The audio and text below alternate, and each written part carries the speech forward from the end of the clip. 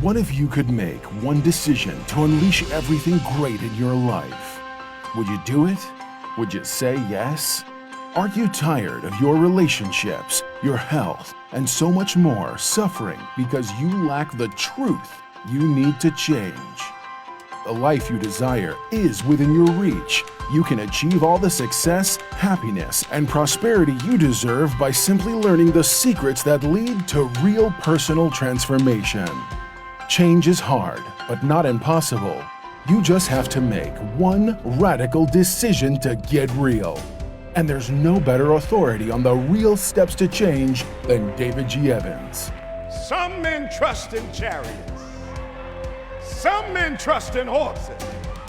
But we will trust in the Lord. David G. Evans is leading the charge to bring you the power to change your life. He is committed to the mission of helping you transform and become a person of power, and it starts with his all-new system to change your situation. At the centerpiece of this life-altering collection is David Evans' groundbreaking training course. From ridiculous to radical to real, this means war. In this series, you will discover the steps to change. This series includes 2 powerful messages, each on winning the battle in your mind and cultivating a language of faith. That's 4 messages, 4 power-filled hours of material.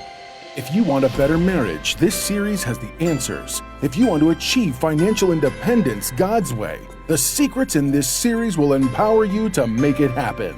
If you want a life of power, anointing, and influence, this series will show you how to get it, and there's more. You're looking for serious, immediate results. So Bishop Evans will also include one of his best-selling messages called Weapon of Warfare. This classic teaching will build you up to start fighting in the spirit for what you deserve. This powerhouse collection, from ridiculous to radical to real, and Weapon of Warfare, will give you all the biblical strategies you need to change anything in your life. This collection will ship to you immediately with your gift today to David G. Evans Ministries. This ministry is revolutionizing the kingdom by empowering believers. Souls are being saved daily, and we need your help to grow this impact in a real way. Call now and sow your seed of just $35 for your transformation to help people around the world. Your $35 love gift goes straight to the front lines of ministry, providing help to those that need it most. Call now. Make the decision to get the power you need to change your life forever.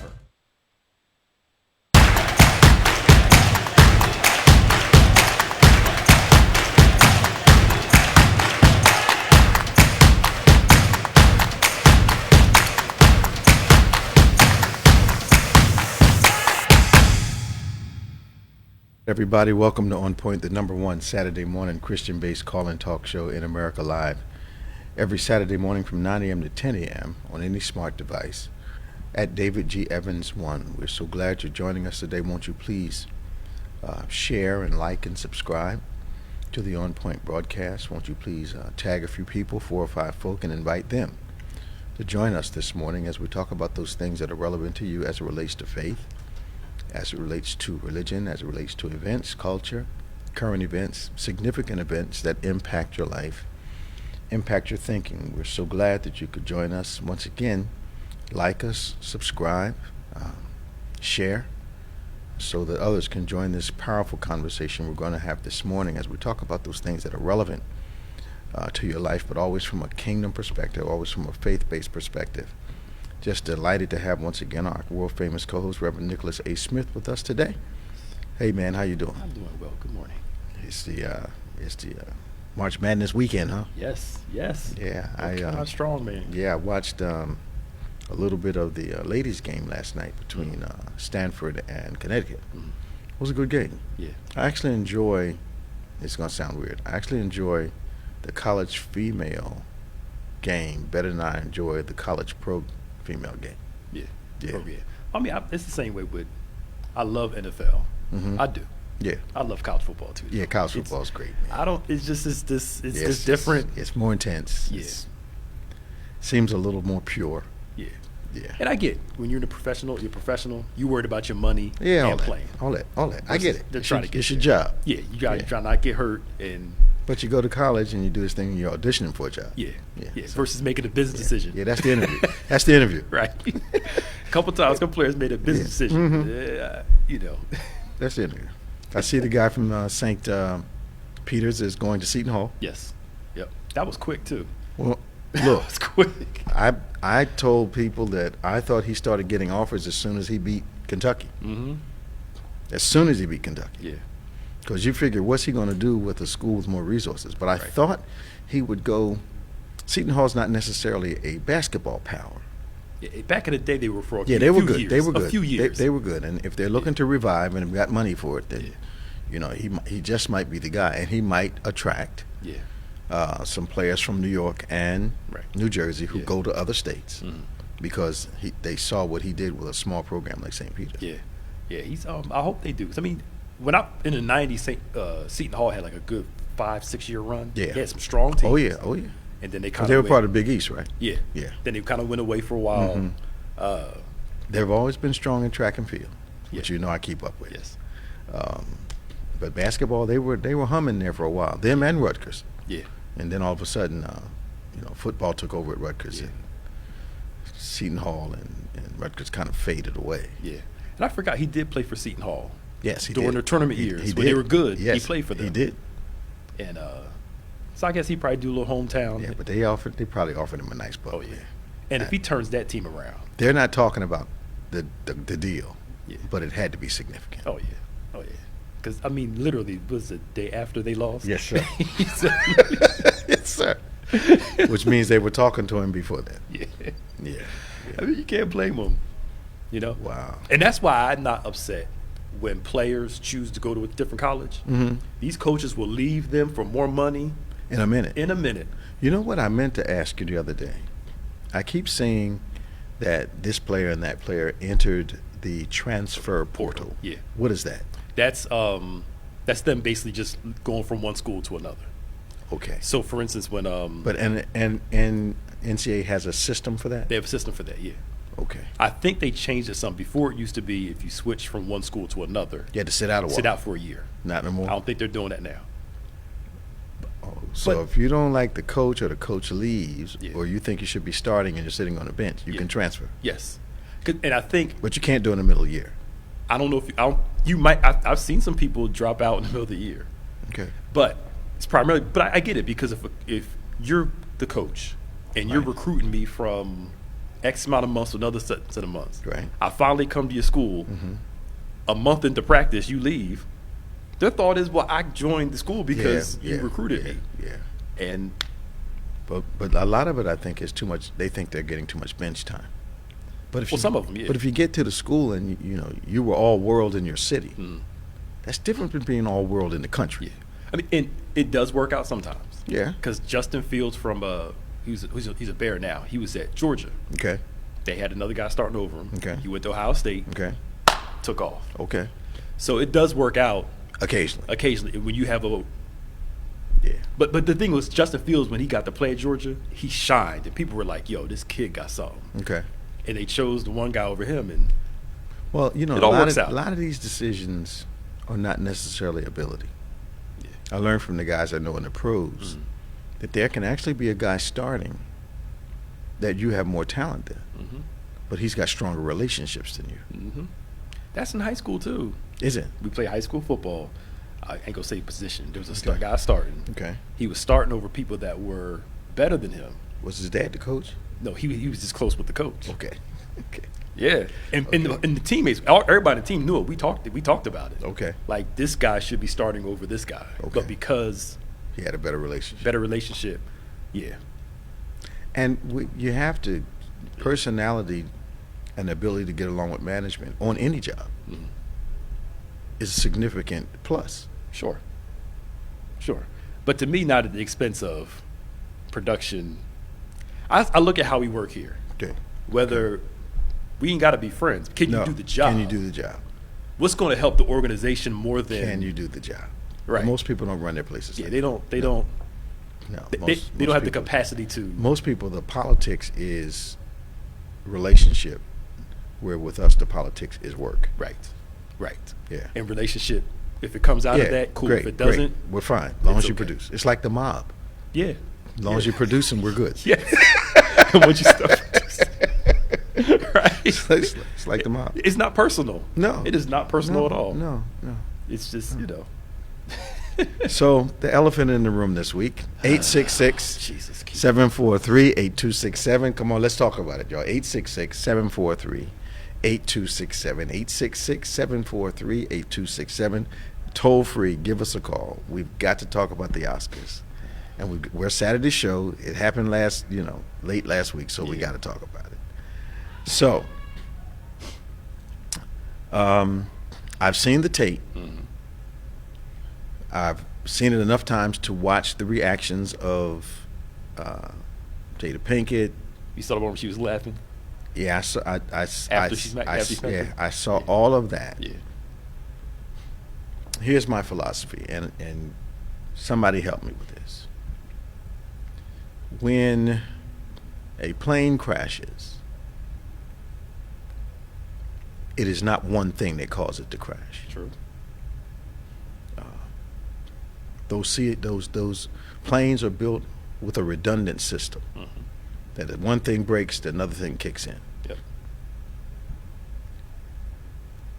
The redundancy of what I have been exposed to as it relates to them in public,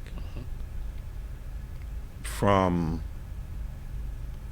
her saying publicly that she slept with her son's best friend, to telling Oprah that he makes love like a girl, to telling Oprah that she doesn't love him, to all of that insanity. Why at the Oscars does he have to try to prove he's a man to her? Me personally. Okay. So, you're right. People are going with he had a lot of pent up aggression. Yeah. There's some stuff there. Yeah. In his book, he said, his mom was physically abused growing up. He felt like he couldn't protect her. Mhm. He felt like a coward sometimes. Mhm. He responded like a child. Right. And that child came out at Right. the wrong time. Right. To prove a point to himself, because To himself or to her? to him and to her, Okay. but to himself also. I think first couple things. Who walks up to another guy, hits him, smiles and walks away, and doesn't expect a response? Which means he knew that Chris was going to have to make a decision at that moment of what he's going to do. Chris made a career decision. Chris made a career decision. Absolutely. He knew at that moment that Chris was probably going to make a career decision. I don't think he knew that at that moment. But what I'm saying is that if you smack somebody, You should expect to get hit you should back. expect to get hit back. Not if you're, do we assume that that Will is a fighter? No, that's the thing. He's not a fighter. Even his own mother said, "I'm surprised he did that. That's not him." Well, he's a big guy that plays tough, but he's not tough. He's an actor. Exactly. So most guys would have smacked him and stood there. Yeah. All right, let's go. Mm-hmm. But it was like he thought. Let me say something before this. I feel, and I should be totally off base, and I can be corrected on this 1,000 times. I feel as though if Jada cared about him, She would have corrected. she would have been saying, Will, Right. Sit down. come back. Yes. And because he's emotionally in charge of it, Mm-hmm. he would have come back. Yeah. And she was smiling when he hit him, which means she was okay with it. Why? Watch your words, Dave. Why does he deal with her? I don't know. I mean, what else does she have to do? Yeah. But I still think that if she cared about him, he's dead wrong. Yeah. But if she cared about him. But then again, we've seen people in our time of leading who we thought had influence over a spouse that did not. Yeah. Yeah. We've seen that. Yep. But there's somebody in the room has to be able to say, hold up. Yeah. To grab him down. Yeah. But it was like she was amused by it. She was. And I found that to be telling concerning him Yes. and her. Mm-hmm. But I also found it that he he thought he did something at the moment. That's the thing. Yes, he did. And when he was, what really showed me his emotion when he was sitting down and saying, "Keep my wife out your mouth," the tears and the kind of shaking kind of thing was like, this wasn't about this one situation. This was a built up, like I said about the plane. Yeah, pressure. There are other things that were wrong that caused this thing to crash that night. Yeah. And as a lot of people said, he better be glad it was Chris, because if it was another way around, somebody would have turned him around. If it was a different guy, he'd have jumped on his back. Right. He'd have jumped on his back as he was walking away. It would have been a problem. Yeah. But to me, what was most disappointing was the amount of people that I know affirming his toxicity. Affirming it? Saying that he should have smacked her, don't talk about his wife like that. See, my thing is like this. He could have said something to Chris right then and sat in his chair and said, "Yo, bruh." No, he could have waited until the thing was over. Or that. Wait till the over and then see him in the went out and talked to him and can I have a word with you? Yeah, that's what I'm saying. I'd appreciate you not doing this. Yeah. Or if you want to handle it right there, say the other side of it, Pastor Nick, is this. You cannot put all your business in the street and then expect people not to comment about it. Yeah. And I don't know if they call that judging you or not, but if you don't want it judged, don't put it out there. Yeah. And Will was talking about people want silent approval of their behavior. That's not how it works. I know. People were talking about how he did, when he apologized, he said, "I'm sorry for what I did when he got on my wife's medical condition. I kind of just lost it." But comedians that know Chris came out and said Chris had no idea she had alopecia. No. She cut her hair before a couple times. Yep, she's had a little cut before. Right. And here's another thing. If the people that are defending him saying, "Look, you got to protect your woman, blah, from blah, what? Thank you, a joke. He had, and justify. He had all this pent up aggression. You never know when people are going to snap. Still, right. That moment, it overshadowed everything. And here's the thing, right? Chris Rock, he said it publicly, has nonverbal learning disorder. Oh, really? It's a form of Asperger's. Okay. So you've probably talked to people with Asperger's. Yes, I have. For those that don't know, Asperger's nonverbal disorder are people who don't know how to read social interaction, social cues, people's emotions and their responses. Okay. And Chris has gone on record saying he has a hard time in relationships because obvious things that regular people get, he misses. Okay. So he's in therapy a couple times a week to help him. I've been around people on the autism spectrum. Okay. Where the obvious emotional shift in the room or a person, they're unaware of that. They're completely unaware of it. So that's probably why Chris is so cerebral. Well, maybe that's why he looked so stunned when he saw him walking up towards him. He was trying to figure out what was happening. He was trying to figure out what was going on. Okay. But here's the thing. You don't hear Chris coming out saying, "I got this problem. I had a hard time reading it." But you see all these people defending Will for having all this pent-up rage in him. There's no defense for what he did.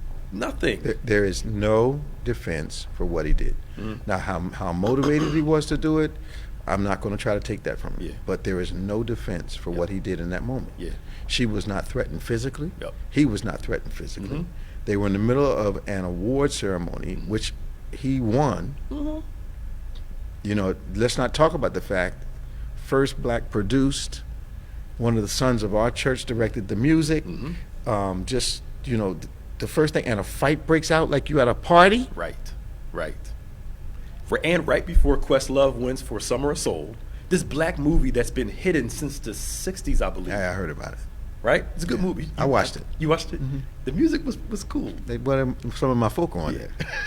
As an aside, I did not know Nina Simone was that strong in concert. Bad girl. Bad girl. She girl. had them eating out the palm of her hands. Bad girl. They had the what we called in our time the seminal musicians of our age were there. Yeah.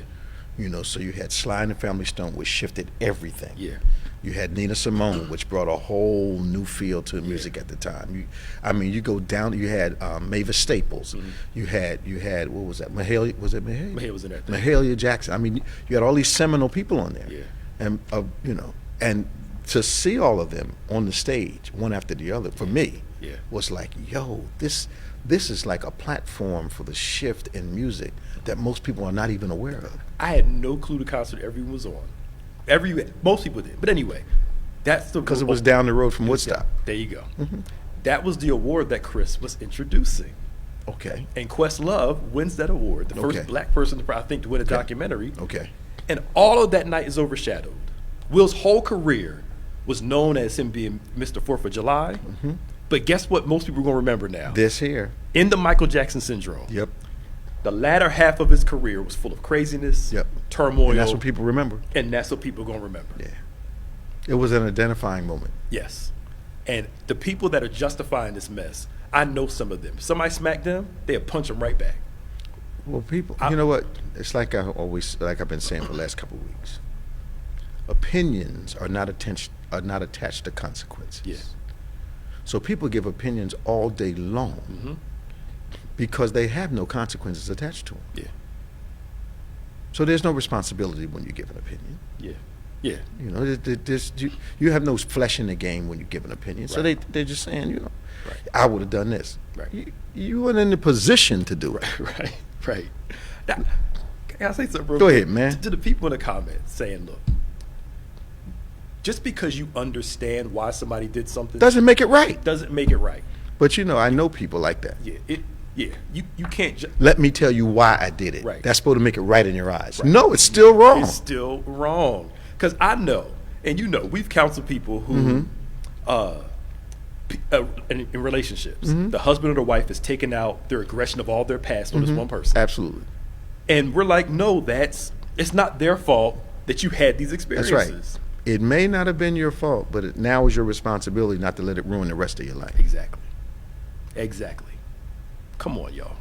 Let's go to the phones. We got Tom from Florida. We got Sylvia from Elizabeth, New Jersey. And we have Sharon from Dallas, Texas. Let's go to Tom from Florida. Hey, Tom, how you doing, man? Good morning. How you doing, Bishop? Doing Pastor fine. Nick? Welcome to On Point again. Hey, thank you. Bishop, that joke wasn't the first joke about them at the Oscars. Yeah. There was Regina Hall, who said all the single hotties come up on stage for COVID tests. They were all single men. She got to this guy, I don't know the guy. I'm not pronouncing it right. Said, "Oh, you're married. I'm sorry." Then she goes, "Well, Will Smith." Just, "Oh, we already okayed it through Jada. You could come." About that whole thing about their open marriage, that whole rumor about Okay. that. Oh yeah, so Yeah. they were throwing jokes at them. But and it's funny. he said, They're saying that the comment about her bald head was more personal. yeah. That joke didn't deserve that level of aggression. And what's his name? Chris said it wasn't that bad of a joke. He said it wasn't that bad. He said that was okay. It was a tap. He didn't know she had alopecia. Even if he did know that, Bill if he did know that, wouldn't stop a Cosby. comedian. That's true. That makes him more incisive because they like commenting on real things. Yeah. Go ahead, Tom. I'm sorry. You know what, Bishop? I don't pay attention to really what they're doing, but this week I had to look at the red table. Oh man, I've never seen it They're before. gonna make some. They're gonna do one on it. They're gonna make some money. She gonna milk this thing to no end. Why are they Yeah, still but- together? But he looked so embarrassed. She obviously doesn't like him, Tom. Oh, the more that comes out, the stuff with Tupac, the stuff with other maybe affairs. You know, they keep saying open marriage. You know, it appears to be only open with For her, yeah. Nobody's connected him with anybody. So he's kind of like putting up with a lot of stuff because of how he feels about her? He's totally, he's in it. And Or does he stand to lose too much if they break up? Well, I don't know if they have prenups and all that stuff. So I don't know how they're. he's going to lose his soul if But he doesn't do something. but he did say when that whole entanglement thing came out last year or whatever. What are they calling it? She called it an entanglement. Okay. With her son's friend or with Tupac? With her son's friend. The Tupac that she says she'll only love him, she'll never love anybody like she loves him? While she's talking to her husband? He said they're committed to being together no matter what. They were separated at the time, they said, but they're committed to staying together. That's from what he said. Did you hear what the producer said about Chris Rock? What did he say? Yesterday? What did he say? He said, you guys don't understand. When Chris Rock came backstage, he was still in comedy form. He goes, I just got hit by Muhammad Ali. And then L.A. police were there and asked him, do you want him arrested? And he goes, no, let the night go. He goes, then shortly afterwards, they were going to remove Will Smith, and Chris Rock insisted, let him stay for the awards. Said Chris Rock saved that night behind scenes, and people don't realize how much a stand-up guy he is. Do you think he's going to sue him in retrospect? You know, I think I'd tap him. I'd tap him for about 200 million. I'd tap him for about I'd tap him for about 200 million. It was only a slap, so I'd slap him back for 200 million. Bishop, I know other people want to talk to you, so I got to say anything about our state. Go ahead, man. Ron DeSantis got into a slap match with Mickey Mouse last week. I heard. Disney has their own government in your state. Well, I didn't know this. There's a bill in 1967. It's called the Reedy Creek Improvement Act, where Disney pretty much runs that whole area. Absolutely. They govern themselves. They have their own government there. Yes. Yes. But since the CEO of Disney came out and is against the Don't Say Gay bill, right, the governor wants to repeal the 1967 Reedy Creek Improvement Act. If I'm not mistaken, and you can, since you live there, you can tell us. Is it true that in the state of Florida, Disney is it as it pertains to revenue producing and jobs and all that stuff? It's the largest employer in the state. I mean, you know, it's other things happening here, but Disney is it. Disney's a big deal. Yeah. And they had to make their own government so they wouldn't have to go through approvals every time they wanted to build something. Mm-hmm. I mean, yeah, you got all that money. They don't own acres. They own miles. Yes, sir. Yes, sir. Yes, yes, sir.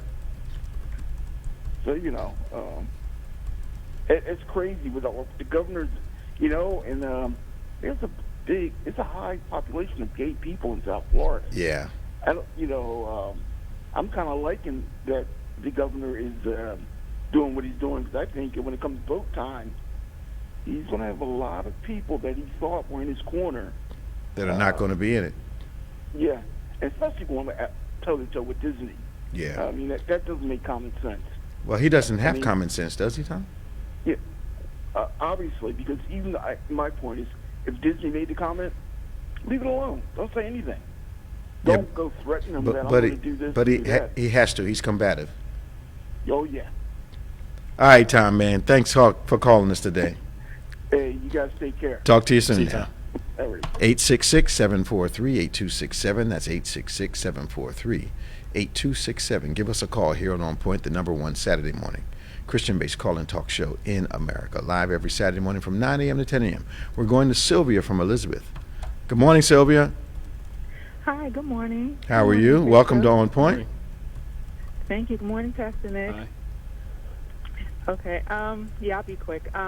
So I was trying to make sense of everything that's gone on like everyone else. Mm-hmm. And I have a 16-year-old that I needed to have a dialogue with about it. So I went online and I was looking up different things. And surprisingly, but I guess maybe not, I came across a couple of different articles by psychologists that were saying that they were finding that many, many people were being triggered by what happened. And there were instances where they would relive the trauma of maybe their parents, you know, fighting or witnessing abuse or experience abuse on their own. And I know that there are no winners in this, so I was just like, at this point, I just felt so bad because like everybody looks at high esteem with Will and Chris, and for this to happen, it's like you see the mental, emotional wellness factor with Will. And then it's like, I thought that with Chris, he being the executive producer of the Good Here documentary that he did in 2009, you know, I thought that he had an empathy, and I'm not saying that he doesn't, because I don't know that if he knew that Jada had alopecia or not. So I just felt like it was a mess, and it also went back to the teaching with the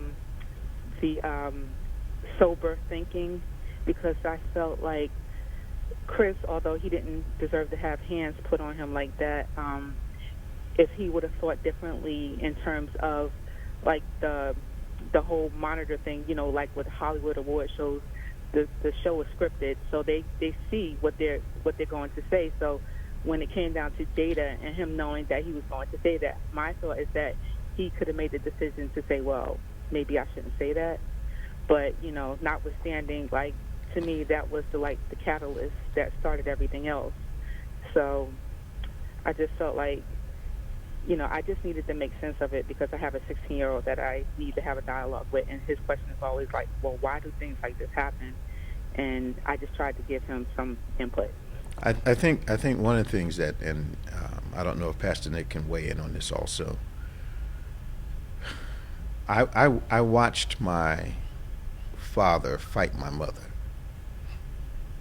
and in order to stop him from fighting her, I stabbed him. And I was like in fourth grade, I think, third or fourth grade when I did that. But I'm not walking around smacking people because I watched my dad fight my mom. Also, I understand that Will says he didn't defend his mother. Well, I did, as much as a guy in fourth grade can do. I get that he may have had some mitigating emotional circumstances working. I get that. I think we all do. But that does not excuse, and I don't think you are, that does not excuse him walking up to another man and smack him in the face. Now, I get it also that the reason Chris did not respond like me or Pastor Nick would have responded, because I'm telling you right now, had the man walked up to me on the stage and slapped me in the face, as my grandmother would say, business would have picked up at that moment.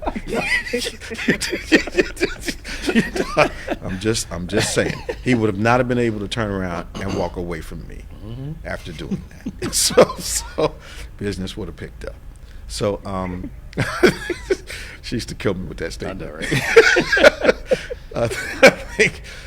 I think that what we have to explain to our children is that you have to be in control of yourself, especially at critical times in your life. This was a pinnacle for him. And now the attention is on what he did, not what he received. Yep. Yeah. You know, the social implications. Now, we're going to watch Hollywood respond. And if there's enough money invested in Will Smith, they're going to give him some more chances. Oh, he's got some gold. Chris is not a paragon in the black community. He's a popular entertainer. So and what comedians do is attack real things going on with people, including their conditions. But, you know, like Pastor Nick said, it's not the first time she had a bald head. Yeah. He probably thought she just shaved her head again. Yeah. So, you know, the G.I. Joe joke was not inappropriate. Yeah. You know, and the other thing too, I think with this generation of young people, okay, I think we're doing them somewhat of a disservice. Okay.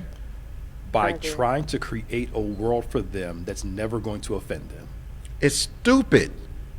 Yeah, or judge their actions if they put them out there. Yes. Okay. Yep. So I think as a parent, what we do is we prepare our kids for the realities of the world, and then teach them how to make some positive changes in the world in the way that they can. Right. But I remember when I was growing up in elementary school, they teach them don't burst bubble, don't talk about people, don't do this and stuff like that. I get the premise of what they were doing, but it created a group of sensitive, overly sensitive, where they can't take anything. But watch this, can dish it. Oh yeah, can completely dish it. But inadvertently, that's the condition that's been created. Yes. That it's okay for you to dish it, but you should not expect any kind of response that's appropriate for your actions. Yes. And people believe that. It's like, so it's like people think you've got freedom of speech, but your freedom of speech takes away my freedom to respond. But I've been saying for a couple weeks, when you're led by emotion, it intoxicates your thinking. And his And I was thinking like, was, oh my gosh. I was trying to, like, all last week. I mean, when the series ended, the impossible series ended, I was like, oh, I want to be more sober with my thinking. Yep. And I wanted, as I was like, I saw that, I was like, oh my gosh, that's not sober. None of that. no, sober right no. there. His thinking was drunk. Yeah. Yeah. Thanks for calling us, Sylvia. All right. Thank you for having me. Great talking to you. Bye-bye. Okay. Bye-bye. Going to Sharon, and then we're going to Jay. Got Jay in Delaware. We got Sharon from Dallas, Texas. Good morning, Sharon. Good morning, Sharon. Good morning. How are you? Doing great. Thanks for calling us. I want to put another spin on this because a couple of Sundays ago, Queen Latifah. Have you ever watched The Equalizer?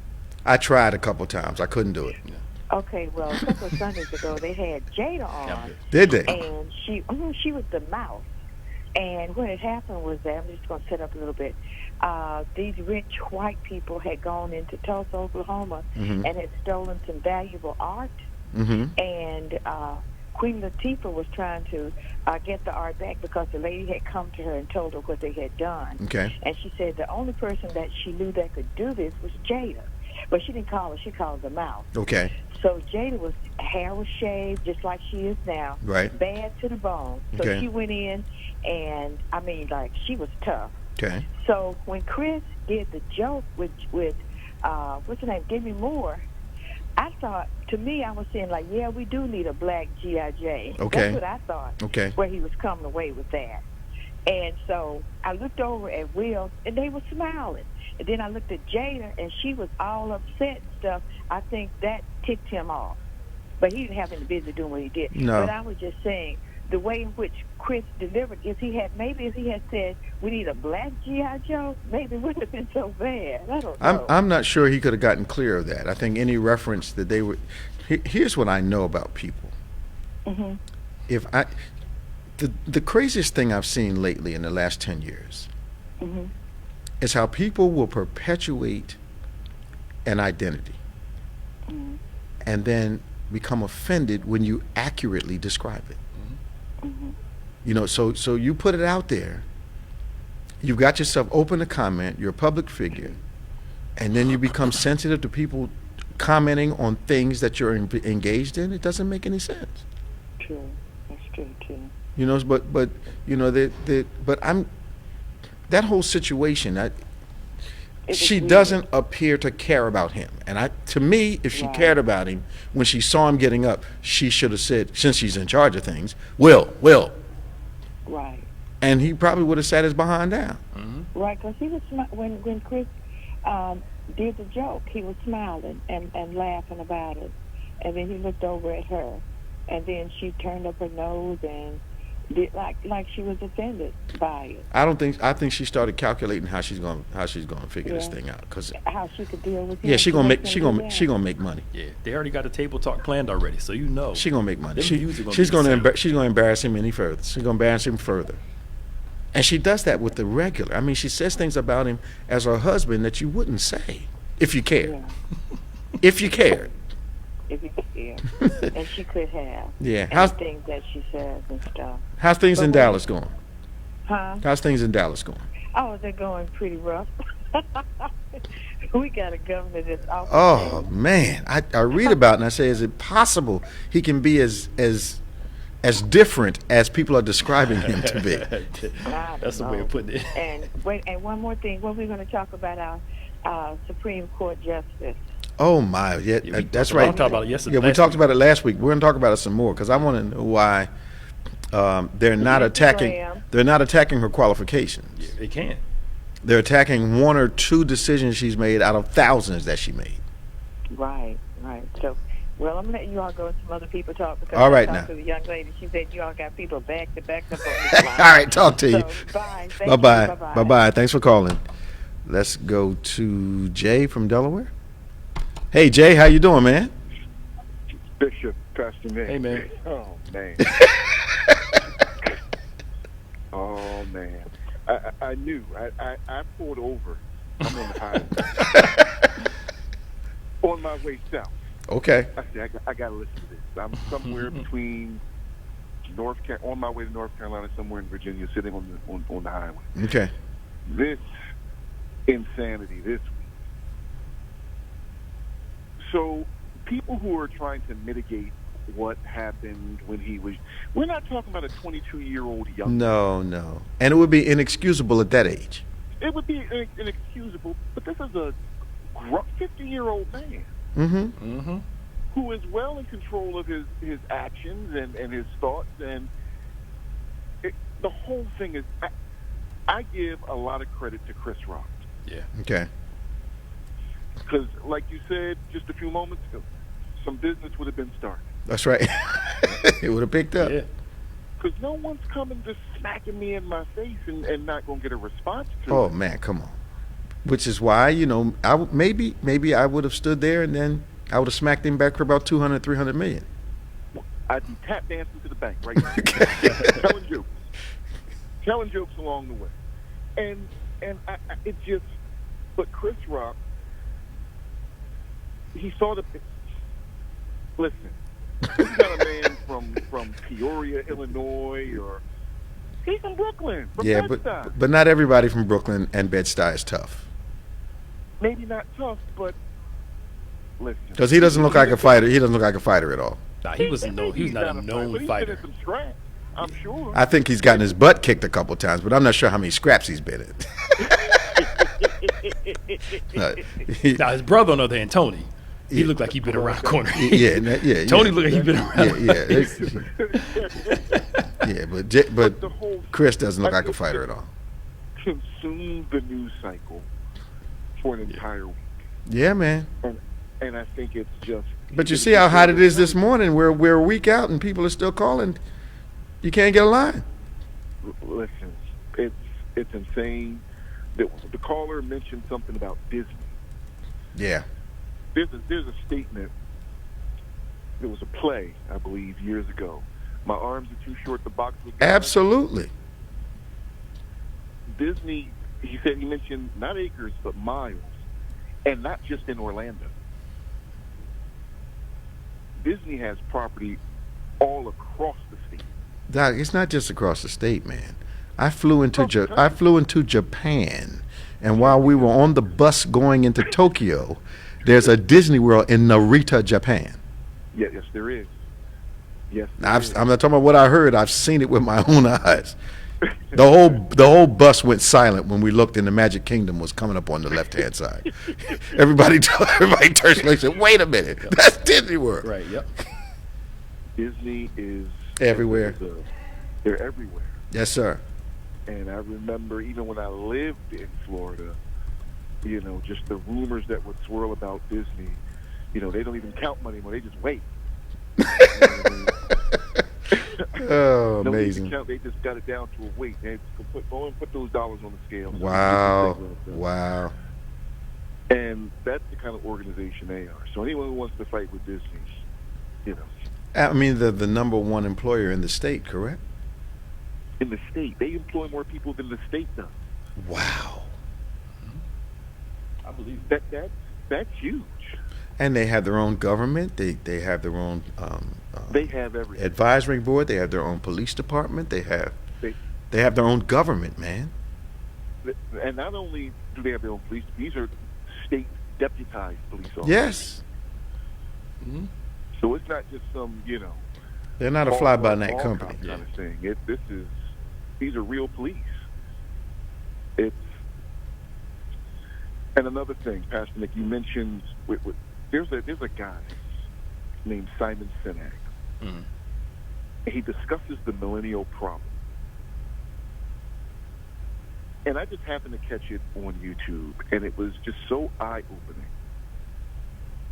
that we really are doing these kids a disservice. Yeah, I think so. We are. I think so. Making them too soft. Yeah. And I tell my contemporaries, it's not the old folks, it's us. It's our generation who created this problem. Yeah. We're the ones who've created these children and have entitled them to the things that some of it just doesn't make sense to me. Well, here's the thing. When you are an entitled individual, it is because you're seeking some form of justice. But that generation has not had to deal with the abject injustice that other generations have had to deal with. So what are they entitled to? Thank you. Yeah. Thank you. Where is the civil rights they're enjoying? People died for the breakthroughs in employment that they enjoy. Other people struggled to get. I mean, what do they feel entitled to? Where was the actual injustice? I'm not talking about you got to wear uniforms to school. That's not injustice. No. Yeah. I think some parents, in their quest to make sure their kids don't grow up the same way they did, shield them too much. Now Overbalance. Yeah, it's too far over. Too far over. And I don't want my kids eating government food, but I also don't want them to feel like they're eating caviar every night either. Absolutely. Here's a problem. Here's a classic example. Yeah. If I spend $40,000 on your prom, what is your expectation in life? Yeah. Thank you. Yeah. If you're 3 years old and you're getting a weave that costs $600 and you're getting your nails done every week, what expectation do you have in life? Yeah. You start feeling entitled to this. Unreachable goals are set for them in their infancy. Yep. Not even just unrealistic. Unrealistic, unreal, whatever, all those uns. Absolutely, absolutely. You know, where do they go from where they are now? Yeah. 2 limos for a prom. Back in the day, you were glad to get there. Right. You hoped your mom and them would take you to, and you ride in the back seat with your date, and then they pick you up at a certain time, take you home. Yeah, right. Yo. When did parents start renting hotel rooms for kids? Oh, they were doing that when I was in high school. Unbelievable. Yeah. No, our generation.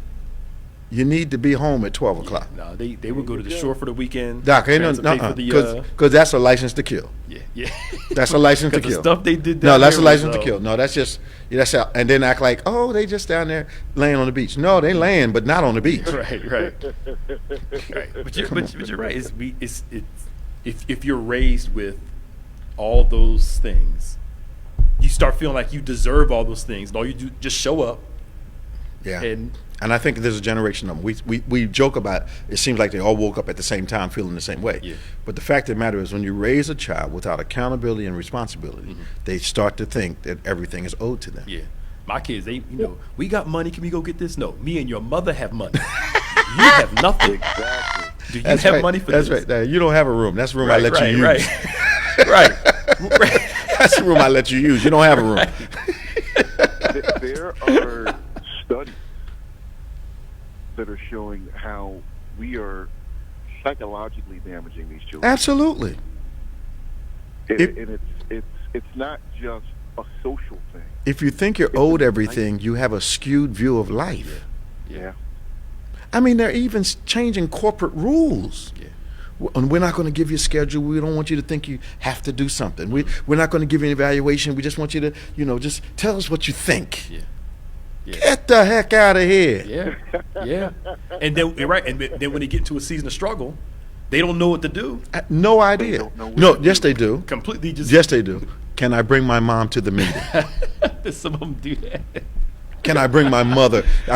Is it all right if my mom comes to the meeting concerning my review? Yeah. Get the heck out of here. I didn't hire your mother. Listen. That's true. I was, this is something personal. I was previously married to someone who had that type of entitlement. No. Oh, yeah. And I'm going to put it, we went to marriage counseling. She brought her mother to the marriage counseling. No. The marriage counseling. No. And my bishop looked at me like, I don't know what you dealing with.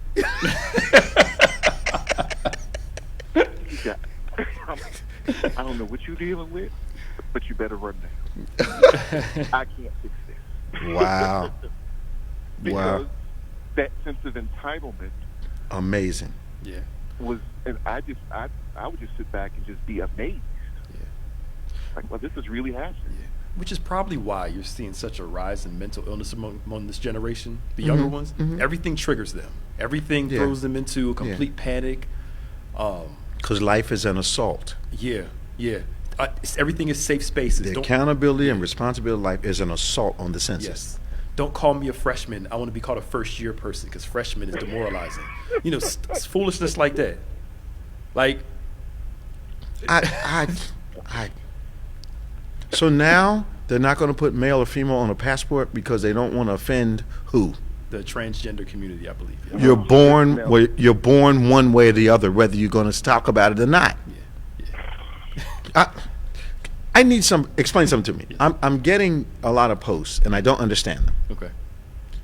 What is the purpose of she, him, she, her, he, him on a post? That's their gender identity, their pronouns. So is that male and female? Well, the way they see it is this.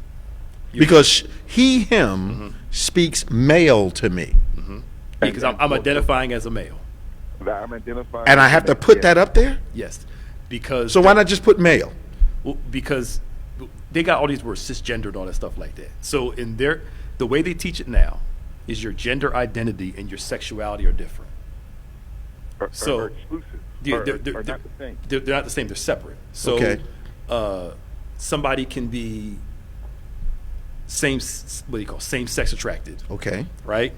But identify as A male. or a female. Okay.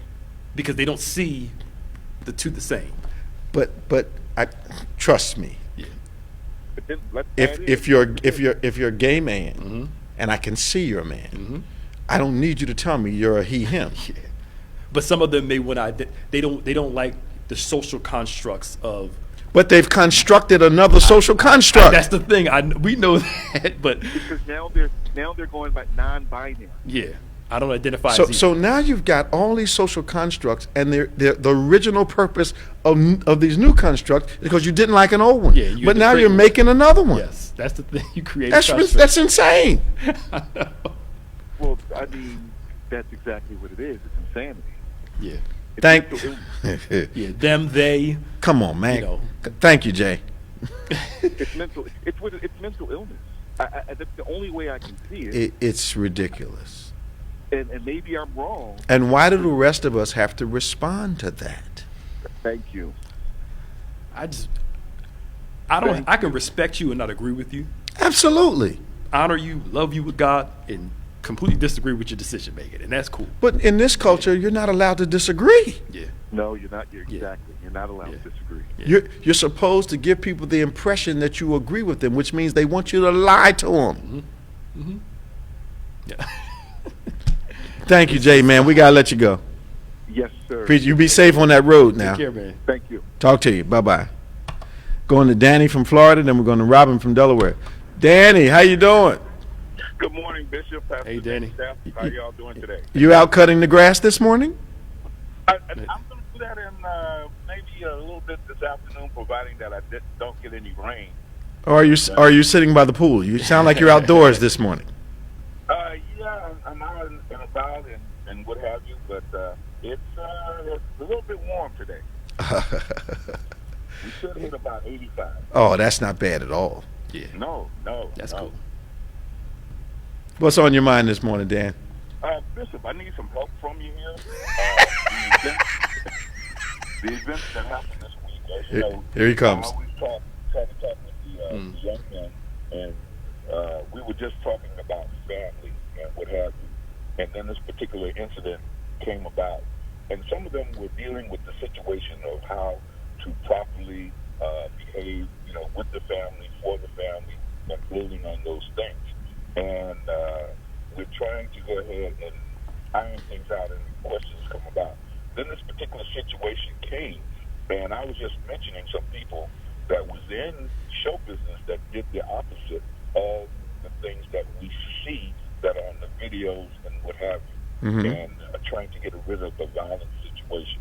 As you know, we have a bad problem here with gun violence, Sure. and things like that. Sure. People reacting to what somebody said or the way they act or something like that. And the thing is that they're asking me, they're saying, well, you see, that's why we behave this way. Look at him performing this way, and what's going on?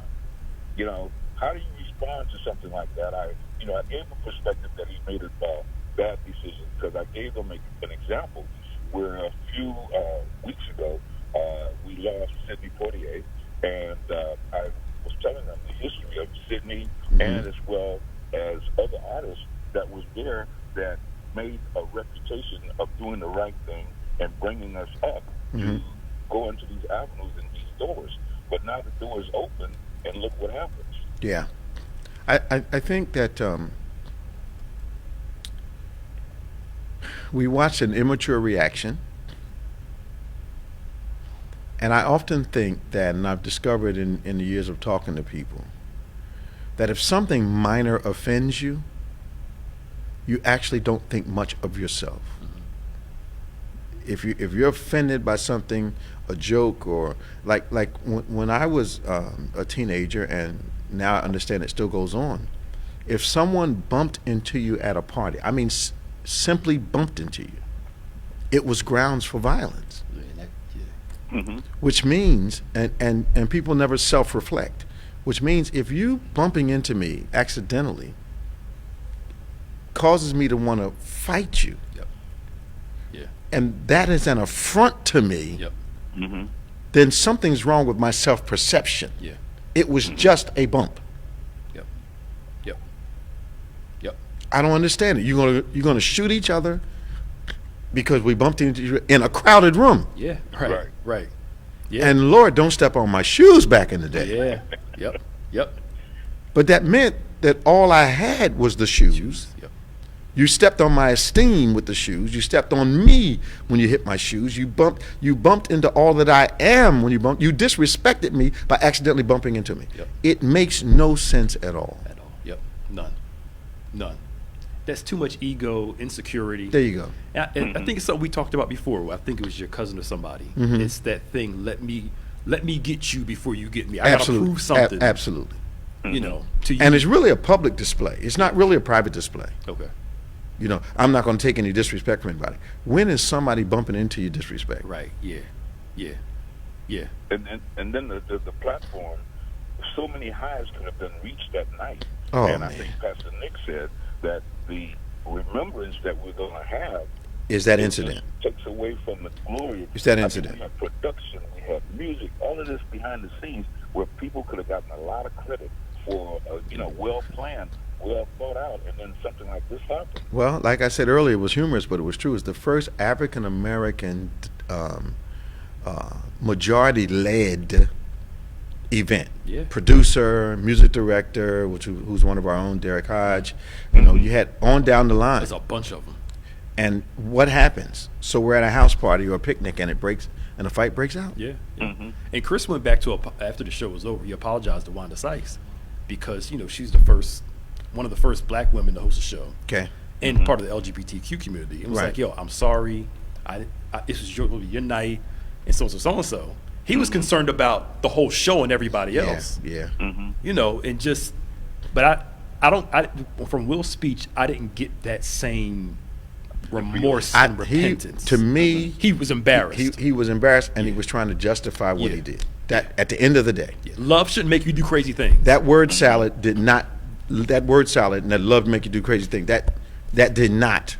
Explain the situation. Not at all. And he needs to apologize to Chris in his face, not on social media. Right. Person to person. You did it in person. Apologize in person. What he needs to do is send Chris about $200 million so they don't have to go out and buy a lawyer to get it done. Man, Danny, we got to go. Robin, we're out of time. All right. Don't forget, you all join us tomorrow. Thank you. Now, don't forget, join us tomorrow all day long for our Encounter Worship experiences at 8 a.m., 9:45, 11 a.m., and 6 p.m. for our communion celebration. We want you to register for our AHBI classes. That's our Abundant Harvest Bible Institute classes. We're going to be sowing our first fruits on Easter Sunday, April 17th. We want you to get that extra tithe together, start putting some money aside so you can join us as we sow into the word Exodus 23 and Proverbs. If you have a prayer request, email it to social@gotobethany.com. Join us and subscribe to us on all of our platforms. And we thank you for being with us. For Pastor Nick, I'm Bishop David G. Evans. Remember, our faith acts like a thing is so, even when it's not so, that it might be so. God bless you, and I'll see you next time. Bye-bye.